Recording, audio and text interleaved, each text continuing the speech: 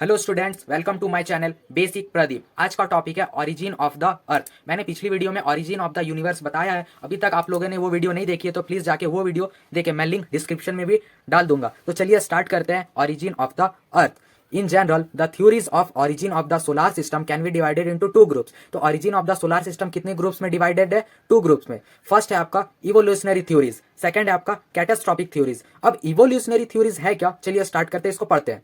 The theories we suggest that planets are formed during the evolution of the sun are called evolutionary theories। अब ये theory क्या बोलता है कि planets और सन जो हमारा इवोल्यूशन मतलब विकास, तो प्लैनेट्स और सन हमारा साथ में विकास हुआ, साथ में आया, तो उसको हम लोग इवोल्यूशनरी थ्योरीज बोलते हैं। जैसे इसका एग्जांपल है nebular hypothesis is an example of this theories. तो नेबुलर हाइपोथेसिस क्या है? इसका एग्जांपल है इवोल्यूशनरी थ्योरीज। सेकंड है आपका catastrophic theories. Catastrophic theories are those which imagine that planets are formed by some special incident और catastrophe such as the close approach of two stars or by collision of two stars। तो catastrophic theory क्या बोलता है कि दो stars के collision से ही हमारा सन बना एंड प्लैनेट्स बना।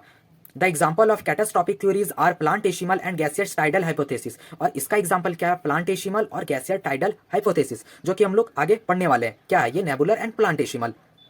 तो आप लोग ब्रीफ समझे कि इवोल्यूशनरी थ्योरीज क्या बोलता है कि जैसे पहले सन एंड प्लैनेट्स इसमें एक साथ ही बने, और लेकिन कैटास्ट्रॉफिक थ्योरीज क्या बोलता है? इसमें सन पहले से था, ठीक है, सन पहले से था, देन उसके बाद प्लैनेट्स बने।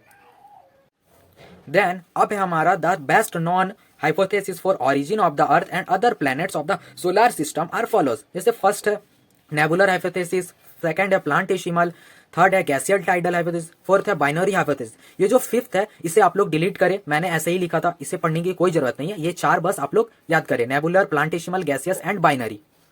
अब हम लोग नेबुलर हाइपोथेसिस पढ़ते हैं। तो नेबुलर हाइपोथेसिस किसने दिया था? तो इमैनुअल कांट ने और लैपलेस ने, ठीक है। कब दिया था? 1755, और लैपलेस ने दिया था 1796। ये मैंने पिछली वीडियो में बताया था। अब इसका एक्सप्लेनेशन पढ़ते हैं। The nebular hypothesis is the idea that a spinning cloud of dust made of mostly light animals called a nebula. अब ये नेबुला क्या है? नेबुला को हम लोग ना, जैसे क्लाउड, डस्ट का बहुत ही बड़ा क्लाउड था, देन वो flattened into a protoplanetary disc, then वो फ्लैट हुआ पूरा डिस्क शेप की तरह ग्रेविटेशनल पुल्स के कारण, and become a solar system consisting of a star with orbiting planets.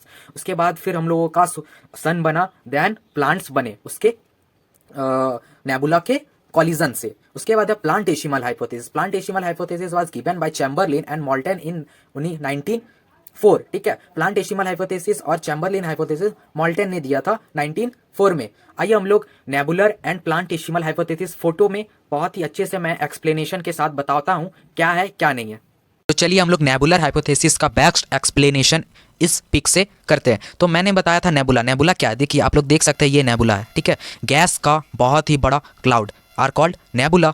ये नेबुला क्या था? सेल्फ ग्रेविटी कांस्टेंट और गैस क्लाउड, ठीक है। उसके बाद conservation of angular momentum pulls cloud into a disk begins rotate, and angular momentum के कारण ये नेबुला क्या पुल्स क्लाउड को ये डिस्क शेप में बना, एंड डिस्क शेप फिर ये आपस में रोटेट करने लगा, ऐसे डिस्क से आपस में रोटेट करने लगा। उसके बाद कंट्रोल मास फॉर्म्स प्रोटोसन, और ये बीच में प्रोटोसन बनाया जिसे हम लोग सन जानते हैं, ठीक है। ये प्रोटोसन बनाया। Then centrifugal force balance gravitational force into ring form. उसके बाद सेंट्रीफुगल फोर्स ने क्या किया? ये रिंग्स फॉर्म कर दिया। आप देख सकते हैं रिंग्स फॉर्म कर दिया, यहाँ पे रिंग्स फॉर्म कर दिया। उसके बाद रिंग्स फॉर्म इनटू प्लैनेट्स। उसके बाद देखिए रिंग्स, छोटे छोटे प्लैनेट्स भी फॉर्म किए।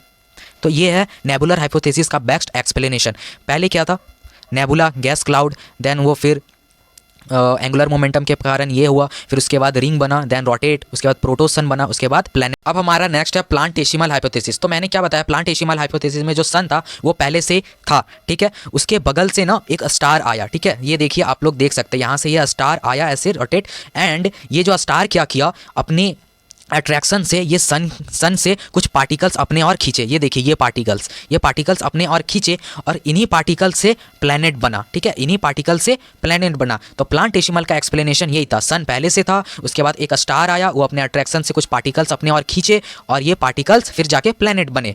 तो नेबुलर एंड प्लांटेशिमल हाइपोथेसिस दोनों ही माने नहीं जाते हैं, ठीक है। क्यों नहीं माने जाते? कि नेबुला जो था वो 8 ही प्लैनेट्स क्यों बना? वो नेबुला 8 ही प्लैनेट्स क्यों बना? एंड देन ये स्टार्स जो इधर से आया, ये 8 ही प्लैनेट्स यहाँ पे क्यों बनाए? 10 क्यों नहीं बनाए? ऐसा आप लोग भी सोचे, ठीक है, कि ऐसा क्यों नहीं हुआ। देन ये दोनों हाइपोथेसिस को रिजेक्ट कर दिया जाता है। एंड फोर्थ है gaseous tidal hypothesis. This hypothesis was given by Jeans and Jeffreys 1925, ठीक है। बाइनरी स्टार हाइपोथेसिस क्या है, तो was given by Lyttleton in 1938।